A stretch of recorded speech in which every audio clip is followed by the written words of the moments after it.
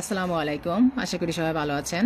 আমার আজকের ভিডিও টপিকটা হচ্ছে আয়ারল্যান্ডে কিভাবে বাসা খুঁজবো, কিভাবে নিরাপদে একটা বাসা নেওয়া যাবে, কিভাবে স্ক্যাম থেকে বাঁচা যায়, আরও অনেক ধরনের প্রশ্ন রিলেটেড বাসা কিভাবে ম্যানেজ করা যায় আয়ারল্যান্ডে নতুনদের জন্য।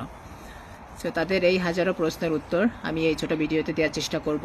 সো ইন দ্য ফিউচার এই পোস্টটা আমার পেজে পিন করে রাখবো যাতে আপনাদের সুবিধা হয়, যারা আর কি আয়ারল্যান্ডে নতুন আসবেন, সেই স্টুডেন্ট হোক, ওয়ার্ক পারমিট হোল্ডার হোক, ইভেন হয়তো ফ্যামিলি যে কোনো কান্ট্রি থেকে আসুক। সো চলুন জানা যায় কিছু ইনফরমেশান।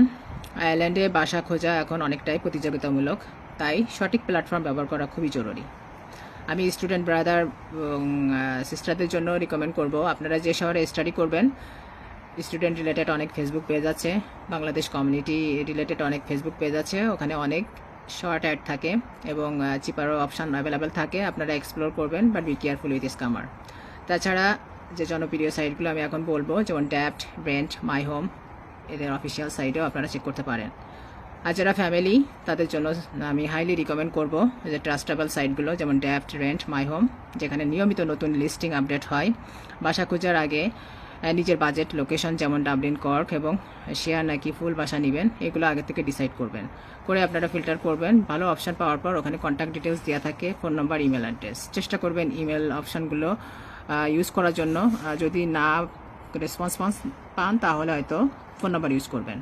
সো যখন আপনারা ইমেল করবেন, নিজের সম্পর্কে সংক্ষিপ্ত পরিচয় দিবেন, আপনি স্টুডেন্ট নাকি আয়ারল্যান্ডে জব হোল্ডার, তাহলে আপনি রেসপন্স পাবেন কুইকলি। সবসময় বাসা ভিজিট এবং ভিউ, হয়তো অনলাইন ভিউ দিয়ে তারপরে আপনারা ডিসাইড করবেন, এটা রিয়েলি ইম্পর্ট্যান্ট। আমার আয়ারল্যান্ড বসবাসরত অনেক ওয়েল উইশার মনে করেন যে আমি হয়তো একজন হাউস এজেন্সি কিংবা রিয়েল এস্টেট। এটা টোটালি রং ইনফরমেশান। আমার কোনো লাইসেন্স নাই এবং আমি কোনো লাইসেন্সদারি এস্টেট এজেন্সির সাথে কাজ করি না, আর আমার কোনো প্রাইভেট রেন্টাল হাউসও নাই। আমি মাঝে মাঝে house agency, property management team, private landlord বা বাংলাদেশি কমিউনিটি পেজের কিছু পোস্ট শেয়ার করি। বিশেষ করে তারা আমাকে রিকোয়েস্ট করে, যার জন্য যেহেতু তাদের বিজনেস এক্সপ্যান্ড করার জন্য আমি যেহেতু তাদেরকে রিকমেন্ড করি, অবশ্যই তারা ট্রাস্টেবল, রেপুটেবল, বাট হয়তো তারা কোনো চার্জ করলে এর জন্য আমি রেসপন্সিবল না। সো যে কোনো সিদ্ধান্ত নেওয়ার আগে অবশ্যই নিজে যাচাই করবেন, তারপরে ডিসিশন নেবেন। আমার টপ টিপস থাকবে, সবসময় বাসা না দেখে ইন পার্সন বা ভিডিও কোনো টাকা দিবেন না। পেমেন্ট ব্যাঙ্ক ট্রান্সফার করবেন, অবশ্যই সব রেকর্ড রাখবেন। ডিপোজিট দিলে সেটার রিসিট রাখবেন।